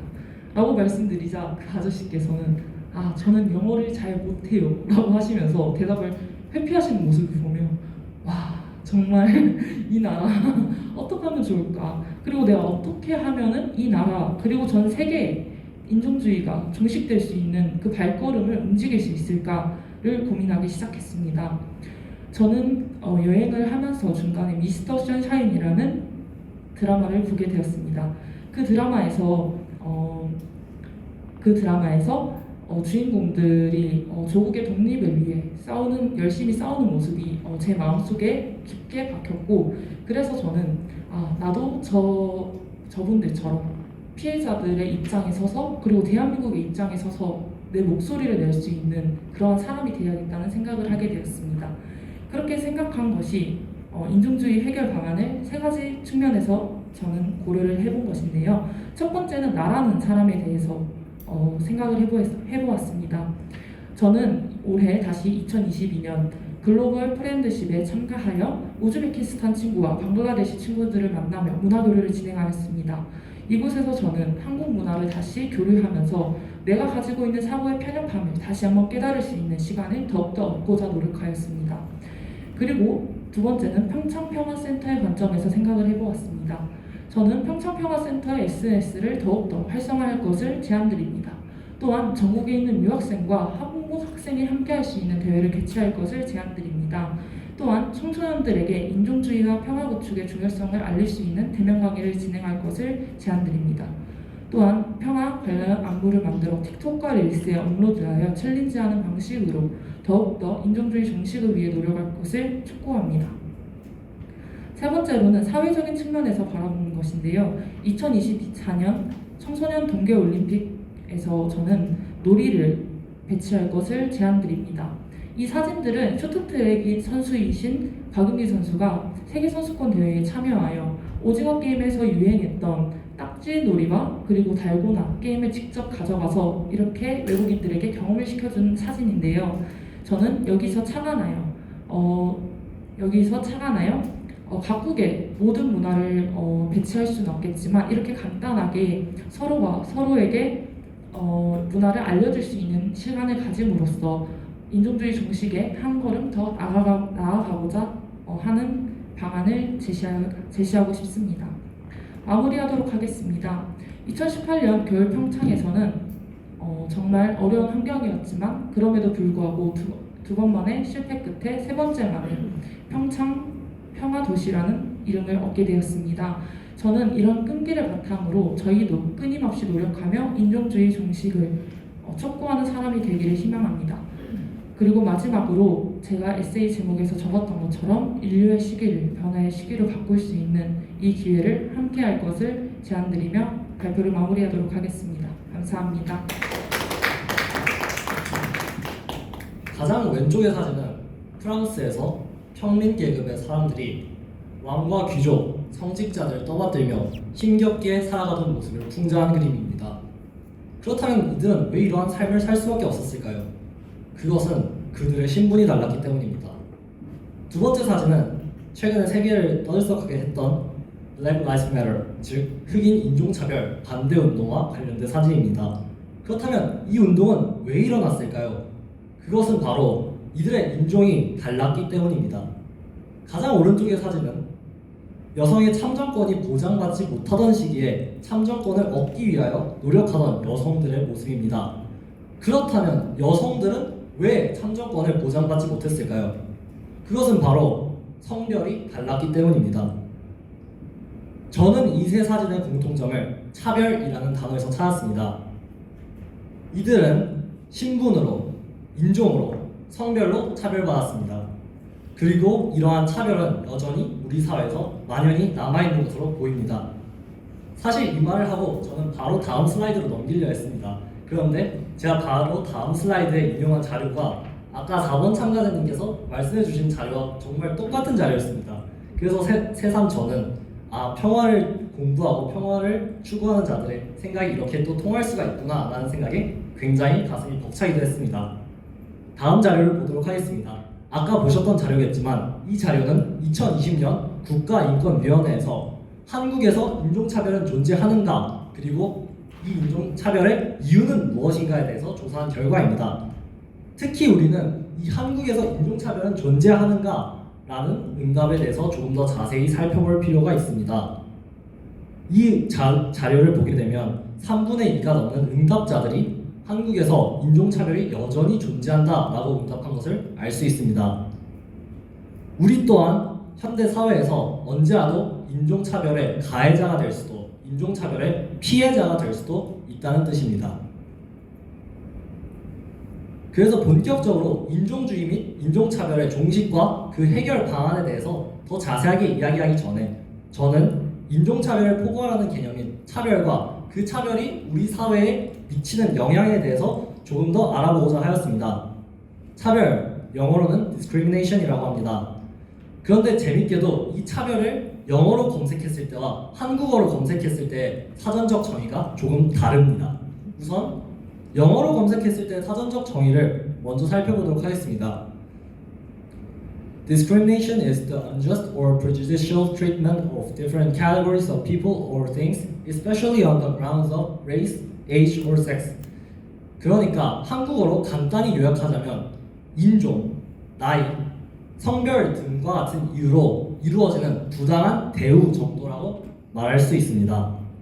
그런데 이 차별을 한국어로 검색해보면 어떠한 결과가 나올까요? 차별이란 둘 이상의 대상을 각각 등급이나 수준 따위의 차이를 두어서 구별함, 무언가 부족한 느낌이 듭니다. 앞선 영어로 검색하였을 때의 정의와 어떤 점이 달라졌을까요? 바로 부당한 대우라는 말이 한국어로 그 정의를 검색하였을 때는 빠졌다는 점입니다. 저는 이 두 정의의 차이에 대해서 오래전부터 굉장히 큰 의문을 품고 있었습니다. 그러던 도중 제가 평창평화 챌린지를 준비하면서 이러한 책 두 권을 접하며 해답을 얻을 수 있었습니다. 다음 책 두 권은 Faces of Inequality 그리고 차별이란 무엇인가라는 책입니다. 이 두 책은 공통적으로 wrongful discrimination, 즉 부당한 차별에 대해 이야기하고 있습니다. 그렇다면 차별과 부당한 차별, 과연 무엇이 다른 것일까요? 저는 앞으로의 발표를 진행하기에 앞서 차별이라는 사전적 정의를 한국어로 검색했을 때 나오는 부당한 대우가 포함되지 않은 정의를 사용하도록 하겠습니다. 그렇다면 차별이란 우리 사회에서 필연적으로 존재할 수밖에 없고 또 때때로 필요할 때도 있는 존재가 되기도 합니다. 예를 들어 보겠습니다. 우리나라에서는 운전면허를 취득할 때 나이에 제한을 두고 있습니다. 나이를 기준으로 차별을 한 것입니다. 하지만 이를 두고 문제점을 제기한 사람들은 많지 않습니다. 우리가 정말로 목소리를 내고 없애야 한다고 말하는 것은 바로 부당한 차별입니다. 그렇다면 차별과 부당한 차별, 무엇이 다르기에 부당한 차별은 잘못되었다고 사람들이 주장하는 것일까요? 차별이란 무엇인가라는 책에서 말합니다. 부당한 차별의 핵심은 모든 사람이 도덕적으로 동등한 가치를 지닌 존재라는 도덕 원칙을 훼손하느냐 여부에 있으며 그 여부는 사회적 맥락을 고려하여 읽어야 한다고 말입니다. 여기서 빨간색 글씨가 쳐져진 모든 사람이 도덕적으로 동등한 가치를 지닌 존재라는 말에 조금 더 집중해 보도록 하겠습니다.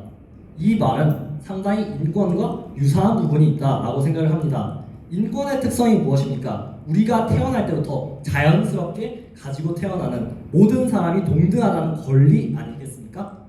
그렇다면 모든 사람이 도덕적으로 동등한 가치를 지닌 존재를 인권으로 바꾸어 보겠습니다. 부당한 차별의 핵심은 인권을 훼손하느냐 여부에 있다. 바꾸어 말하면 부당한 차별은 인권을 침해한다라고 할 수 있습니다. 또 다른 빨간색 글씨인 사회적 맥락에 대해서 더 살펴보도록 하겠습니다.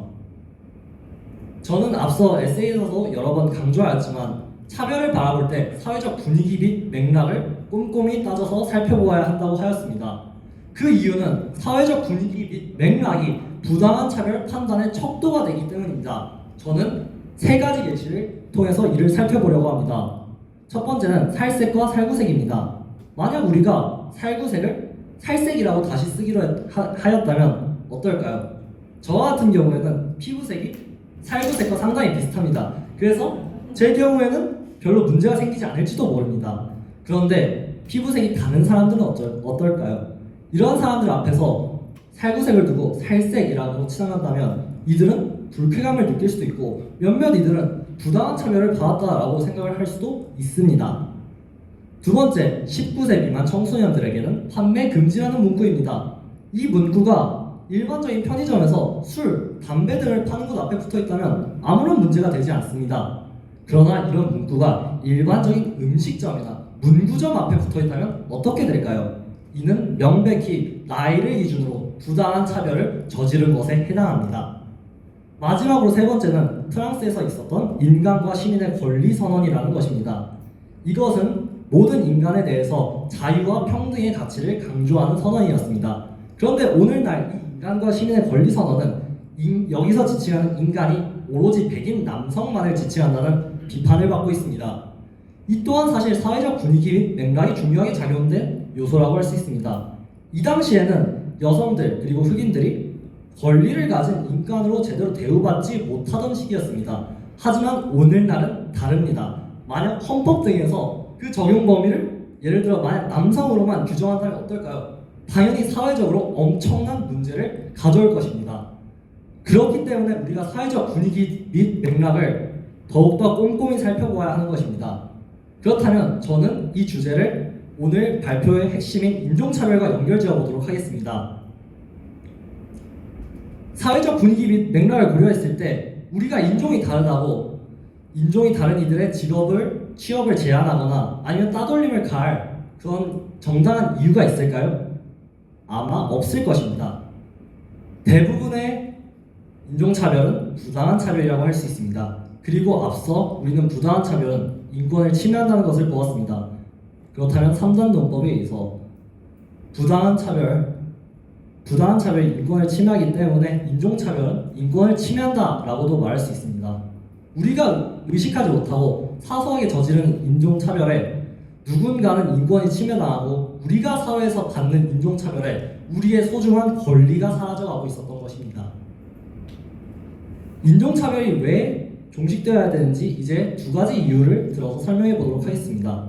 왼쪽은 로마의 사진이고요. 오른쪽은 신라의 볼품제를 표현한 사진입니다. 다양성을 인정하며 번영했던 로마와 달리 신라와 같은 경우는 육두품의 관직 진출에 제한을 두어 그렇게 효율적인 관리 등용을 이루지 못했습니다. 다양성을 배척한 신라는 결국 국가가 점점 혼란에 빠지는 모습을 보여줍니다. 우리는 여기서 다양성을 인정하고 존중하는 사회가 거시적으로 보았을 때 지속 가능한 발전, 즉 SDGs와도 관련이 있는데 이런 것에 더 효과적으로 이루어나갈 수 있다고 생각할 수 있습니다. 두 번째는 바로 이 혐오의 피라미드와 관련되어 있습니다. 혐오의 피라미드 맨 아래 단계에는 편견이 위치하고 있습니다. 편견, 우리가 일상생활에서 흔히 생각하는 흑인 지저분하지 않을까? 백인 똑똑할 것 같은데? 와 같은 생각이 모두 편견에 해당됩니다. 그런데 이런 사소한 편견들이 쌓여서 맨 위로 올라가면 집단 학살까지 이룰 수 있습니다. 우리가 인지하지 못하는 사소한 행위들이 모이면 인류의 끔찍한 재앙이 될 수도 있다는 점입니다.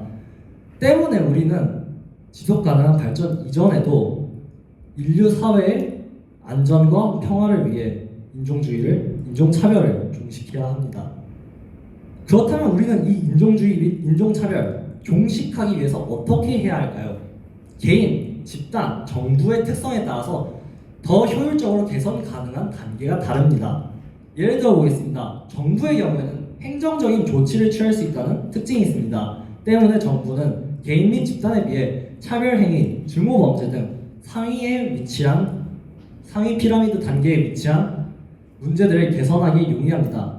반면 개인 및 집단은 사회적으로 연대하고 건전한 사회 분위기를 조성하는데 더욱더 강점이 있습니다. 따라서 정부보다는 혐오 표현, 편견 등의 사회적 분위기를 개선해 나가는 데 장점이 있다고 할 수 있겠습니다. 때문에 저는 이러한 사회적 분위기를 개선하고 편견 및 혐오 표현을 줄여나가기 위해서 강력하게 제안하는 것이 하나 있습니다. 바로 온라인 인종차별 반대 홍보단을 만드는 것입니다. 이는 대한민국의 비정부 외교 민간단체인 반크에서 그 아이디어를 따온 것입니다. 반크는 비정부 민간인 외교 단체임에도 앞에 보시는 것과 같이 프랑스어 사이트 구축, 다양한 SNS 확산 캠페인, 그리고 온라인 홍보자료 배포 등 폭넓은 범위에서 활동을 이어오고 있습니다. 저는 온라인 인종차별 반대 홍보단도 충분히 할 수 있고 해낼 수 있다고 생각합니다. SNS를 통해서 광범위한 사람들과 소통하고 사회적으로 연대한다면 충분히 유의미한 인종차별 및 인종주의 종식에 기여할 수 있다고 믿습니다. 앞에 보시는 것은 더닝크루거 효과를 소개한 그래프입니다. 더닝크루거 효과는 지식이 가장 낮을 때 신기하게도 사람의 자신감은 가장 높다라는 것을 의미합니다. 우리가 어떤 사람들에 대해서 완벽하게 안다라고 생각을 했을 때 사실 우리는 그 사람들에 대해서 아무것도 모를 수도 있습니다. 그래서 제가 이 발표의 주제를 지식의 한쪽 눈, 평화의 양쪽 눈이라고 선택한 이유이기도 합니다. 우리는 오딘과 같은 전지전능한 신이 아닙니다. 한번 보고 그 사람을 알 수 없습니다. 때문에 지식의 한쪽 눈만으로 어떤 사람들을 평가하려고 했다가는 이러한 더닝크루거 효과에 제대로 빠질 수도 있습니다. 그래서 저는 감히 제안드리고 싶습니다. 여러분, 우리 모두 양쪽 눈으로 다양성을 존중하는 태도를 가질 필요가 있지 않을까요? 이러한 태도가 이루어져야만 저는 진정으로 인종주의 및 차별의 종식 그리고 평화가 이루어질 수 있다고 생각을 합니다.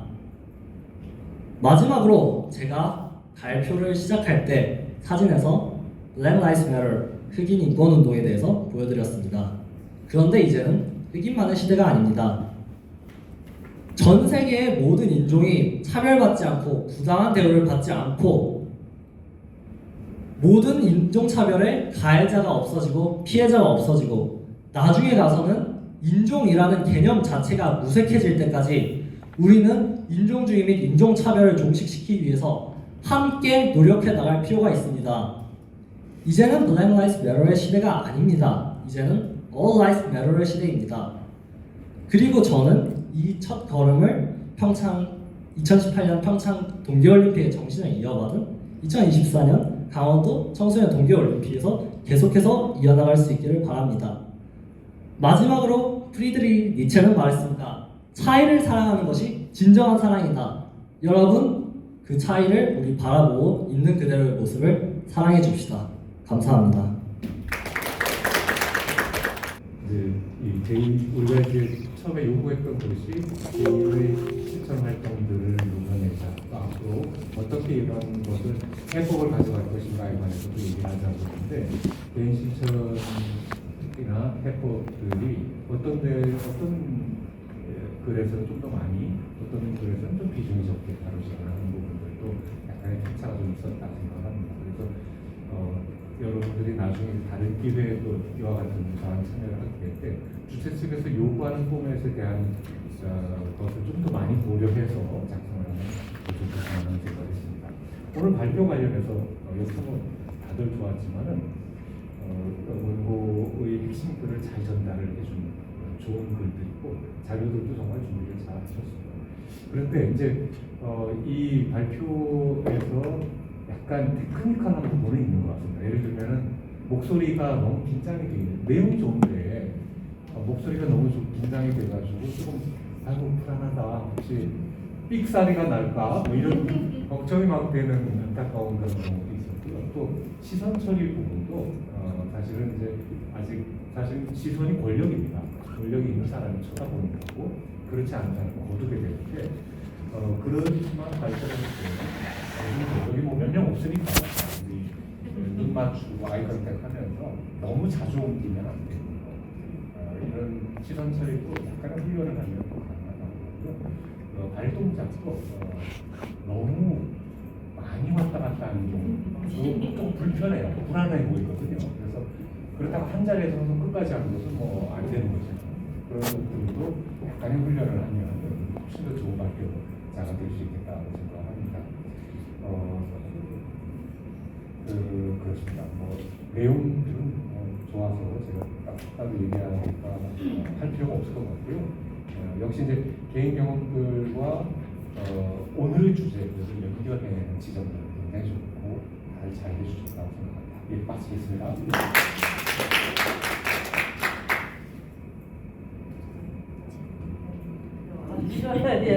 예, 그러면 이자스민 시장님도 춘석당 부탁드리겠습니다. 네, 되게 테크니컬한 거나 기술적인 거는 이제 박현대 심사위원님께서 다 하신 것 같은데 사실은 저는 이따 오후에 강의를 해야 되는데 그 모든 정책을 제가 적고 있습니다. 강연 때가 제가 어떤 자세를 하고 있는지는 생각을 하게 되는데요. 근데 들으면서 저 아까 시작했을 때도 굉장히 든든하다라는 그런 얘기, 이 에세이를 읽으면서부터 굉장히 든든하다라는 그런 생각을 했었거든요. 갑자기 발표를 하니까 제 사진이 나와서 제 사진이 나오자마자 그 질문이 나왔었잖아요. 혹시 인종 뭐 차별을 당한 적이 있으십니까? 사실입니까? 라고 이렇게 하니까 네, 사실입니다. 라고 얘기했는데 그 뒤에는 머릿속으로만 남았는데 그랬더니 여러분들은 그때 어디 있으셨습니까? 라는 그런 생각을 들었습니다. 사실은 다들 이제 목소리 이게 너무 반가운 게 조금 더 많은 사람들이 조금 더 많이 들었으면 하는 그런, 그리고 그 여러분들의 에세이도 조금 더 많은 사람들이 읽어봤으면 하는 그런 바람이 굉장히 간절합니다. 대부분이 보시면은 되게 아까 학교 때 심사위원장님 말씀하신 것처럼 제가 공부하는 자세로 이렇게 들었었거든요. 뭐 대부분의 역사적인 그 이유가 어디에서부터 인종차별을 시작을 했던가라는 그런 이야기를 굉장히 많이 하셨는데 개인 경험도 굉장히 많이 나왔는데 참 안타까운 거는 예시 아마 이게 예선할 때도 나왔던 이야기일 것 같습니다. 예시를 들었을 때 국내 사정에 대한 예시가 없었습니다. 다 미국에서 유럽에서 어디에서 이렇게 일어났던 그런 일들이 많이 나왔습니다. 물론 제가 얘기한 것처럼 대한민국에 2,500만 명의 이주민이 있다고 해서도 정말 내 실생활에서 한 번도 대한민국 국민으로서 한 번도 외국인을 만나본 적이 없는 사람들도 있다고 생각을 하고 있습니다. 그래서 거기에 대해서 어떤 느낌을 가지고 있어야 되냐, 전혀 경험이 없는 상태에서는 어떤 감정을 가지고 있었냐, 그리고 어떤 생각을 가지고 있어야 되냐, 어떤 자별적인 요소를, 그런 생각이 자별인지 아닌지는 내가 어떻게 아느냐 라는 그런 그런 질문을 많이 하시는 분들이 많습니다. 뭐 교육에 대한 중요성도 굉장히 그렇게 강조를 하셨고, 연대에 대한 중요함도 굉장히 강조를 많이 하셨는데, 한번 이런 강연에서 제가 보고 싶은 건 국내에서 일어나는 저런 일들이 한 번쯤 더 되돌아왔으면 합니다. 예를 들자면은 부산에서 우즈베키스탄 여성이 목욕당해서 줄이 거절을 했던 그 케이스는 내 생각은 어떤 생각을 가지고 있어요. 이거는 한국에서 일어난 일이다. 또는 버스 안에서 타고 있는데 인도인 교수가 어떤 남자한테는 뭐 냄새나는 더러운 이런 사람들은 어떤 생각을 가지고 있냐는 굉장히 궁금합니다. 개인적으로도 얘기를 듣고 싶습니다. 그리고 선수들 같은 경우는 우리 그 가장 많이 핫한 이야기가 많이 나오는 게 해외에서 유럽에서 뛰는 우리나라 선수들이 인종차별적 발언을 굉장히 많이 받았었습니다. 뭐 한희찬 같은 경우나 뭐 마늘 냄새가 난다, 이런 관련된 이야기들이 여러분들이 어떤 생각을 가지고 있을까라는 그런 궁금증이 굉장히 들으면서 들을수록 굉장히 커져가고 있습니다. 그래도 참 여러분들이 이런 생각을 하고 있는 많은 청년들이 있다는 것은 너무 정말 든든합니다. 그리고 앞으로도 국회라는 것까지 들어가 봤는데, 국회에서는 저도 교육에 대해서는 얘기를 했지만 어떤 국회의원께서 그렇게 얘기를 하더라고요. 우리나라가 다문화 사회에 갈지 안 갈지 결정할 바가 없는데 이종차별 다문화에 관련된 교육은 의무화를 할 수 있을까? 라는 이 질문을 던졌습니다. 저는 여러분들 국회에서 강연했으면 좋겠습니다. 라는 생각이 들었습니다. 아무튼 너무들 수고 많으셨습니다. 그리고 다 1등을 드리고 싶은데 제가 상금을 제가 드는 거는 아니어서 예, 아무튼 수고 많으셨습니다.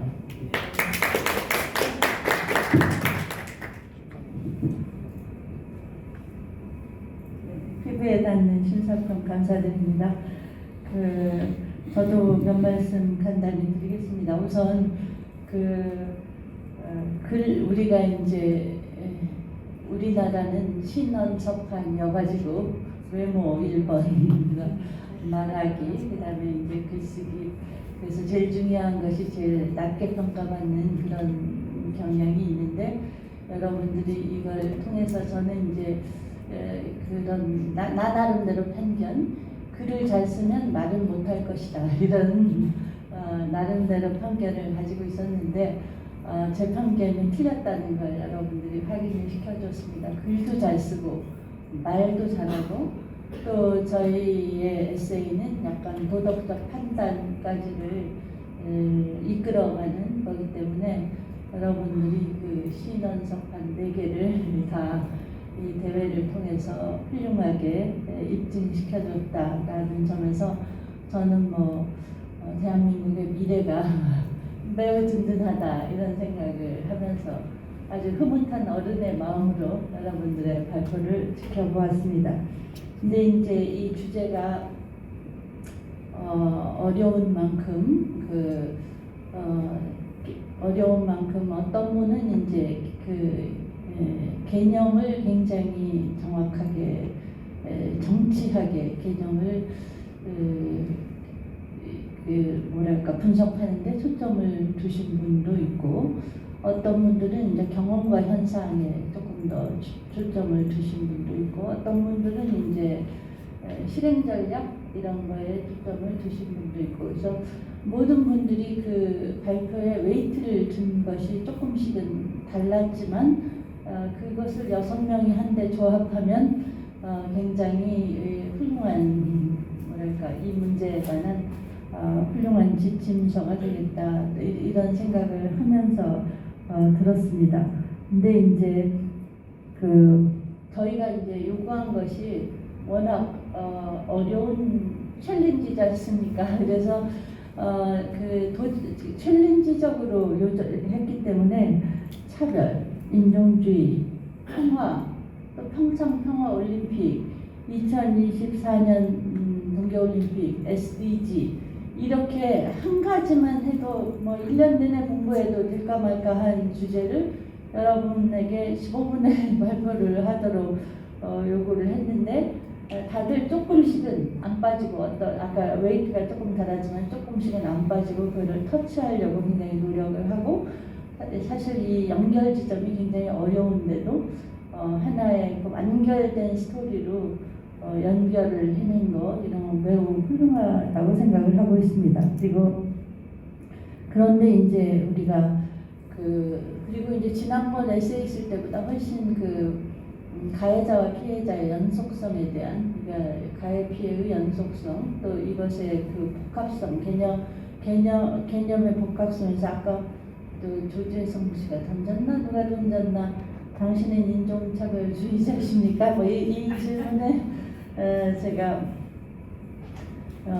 우리가 차별주의자는 아니지 하지만 의식 무의식 그리고 또 굉장히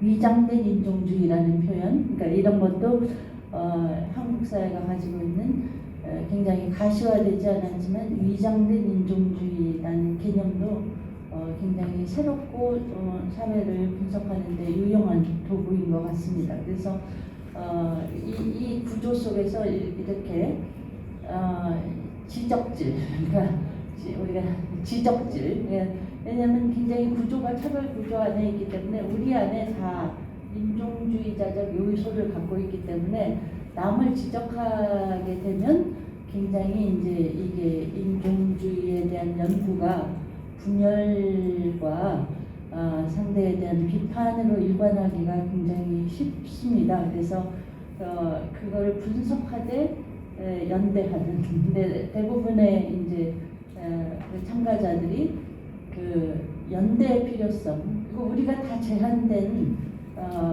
이 사회 속에서 저항하지만 또 적응하는 저항과 적응을 동시에 할 수밖에 없는 존재이기 때문에 인종주의적 요소를 다 가지고 있습니다. 그러니까 외모 차별부터 시작해서 그러니까 그 요소를 같이 극복하려고도 누구는 지독한 인종주의자고 나는 아니고 이렇게 되어 있지는 않다는 거. 그러니까 연대를 통해서 자기 안에 인종주의를 한꺼풀이라도 벗겨 나가려고 하는 것이 굉장히 필요하고 이 행사도 챌린지 행사도 그 의도가 많이 담겨서 여러분하고 함께 하게 되었습니다. 그래서 마지막으로 저는 정말 순위를 매기기 싫지만 이거는 이제 우리 사회 적응의 한 형태로서 신의를 매기는 거고 여러분 모두 이 에세이 평창평화 챌린지의 챔피언이라고 말하고 싶습니다.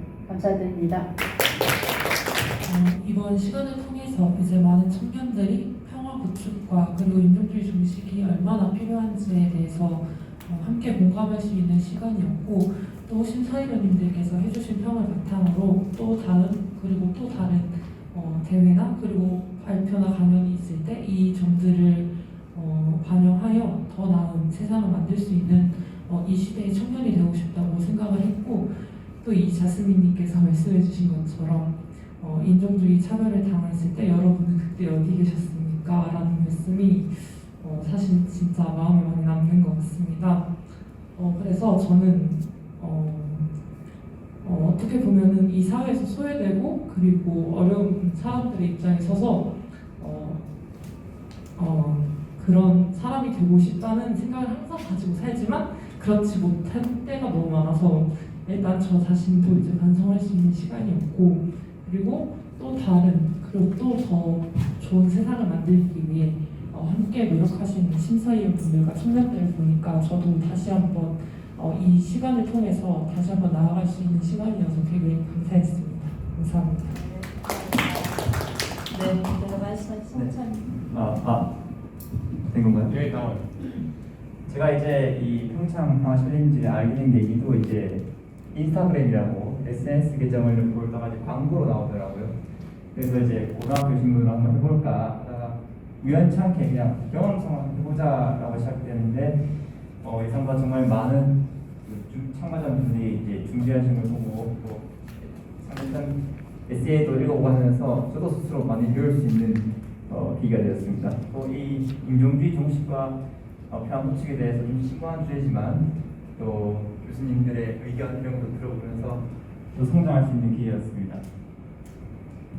그리고 또 좋은 점은 이제 발표를 할 기회가 적다 보니까 좀 긴장하고 이랬었는데 발표하는 방법, 또 에세이 쓰는 방법 이런 것들에 대해서도 좀 배울 수 있는 기회가 되었습니다. 또 참가자끼리 제가 본회에서 말씀드렸다시피 이번 챌린지는 아마 한자성어로 얘기하면 교학성장인 것 같습니다.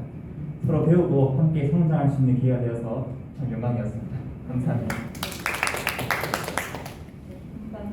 네, 저도 이 평창 평화 챌린지를 접하고 이제 에세이를 쓰려고 본 주제는 인종주의 종식과 평화 구축 한 문장이어서 좀 쉽게 다가간 측면이 있었습니다. 근데 또 쓰다 보니 가이드 에세이 주제는 주제고 또 따로 가이드가 한 5-6개가 되더라고요. 그러다 보니까 이제 에세이를 쓰는데 많이 좀 힘이 들었었는데 에세이는 읽기 편해야 되기 때문에 또 흐름을 넣어야 하는 과정에서 그 가이드 간의 연계성 같은 것도 발견할 수 있는 좋은 기회였고 이런 사실 공모전 같은 데도 많이 참가해봤지만 이렇게 또 평창에 또 초대를 해서 또 투어도 시켜주고 또 강의도 듣고 이럴 수 있는 기회는 사실 많이 없는 것 같아요. 그래서 되게 소중한 경험이라고 생각하고 여기 와서 평화와 인권에 대해서 또 많은 생각도 하고 또 더 나아가서 평창 평화 정신도 배우고 이제 좀 많이 승부하고 살겠습니다. 감사합니다.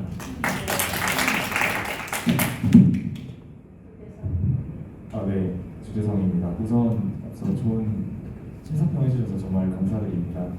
그 대회를 준비하면서 가장 많이 고민했던 점은 제가 또 다른 차별을 낳지 않을까라는 그 두려움이었습니다. 앞서 이자스민님께서 말씀해주셨던 사례들도 제가 사실 찾아보면서 많이 봤는데 가장 두려웠던 거는 차별을 이야기하는 값이고 2차 가해를 또 양산하는 것은 아닐까.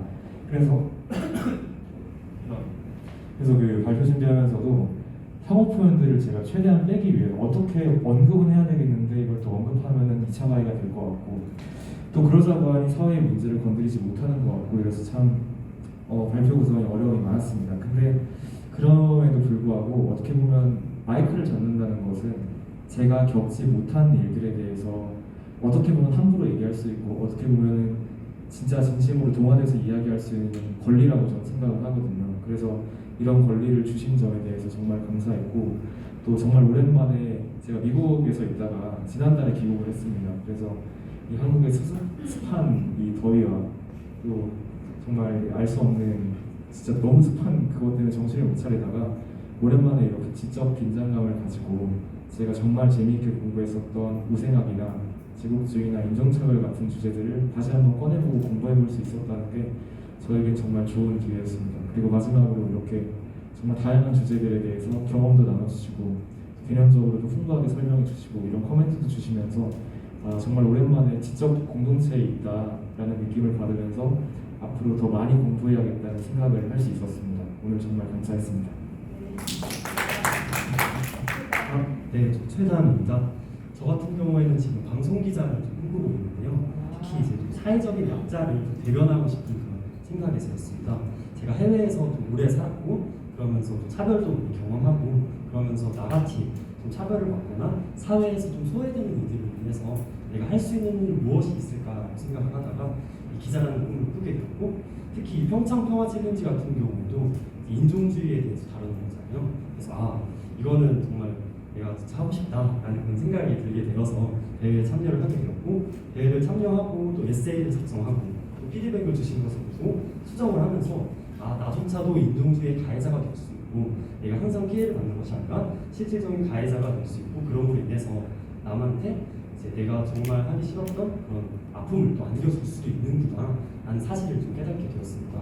특히 이제 전에도 말씀해 주셨지만 이자스민 전 의원님께서 말씀해 주신 그 분이 정말 약간 전곡을 좀 찌른 그런 느낌이 나고 들었고 조은 팀장님께서 이제 인종주의에 대해서 좀 깊게 탐구하고 분석도 말씀해 주신 걸 보고 저도 열심히 이제 인종주의가 무엇인지 또 인종주의를 어떻게 종식시킬 수 있는지에 대해서 탐구를 해봤던 시간이었습니다. 그리고 특히 여기 발표를 하면서 제가 첫 번째로 하고 이제 5분 했잖아요. 그걸 보면서 내가 이제 놓쳤던 부분도 있구나. 이 부분에서 정말 설명을 잘해줬구나. 그런 부분도 많이 있었어서 정말 저도 많이 배우고 갈 수 있는 그런 시간이 된 것 같습니다. 감사합니다.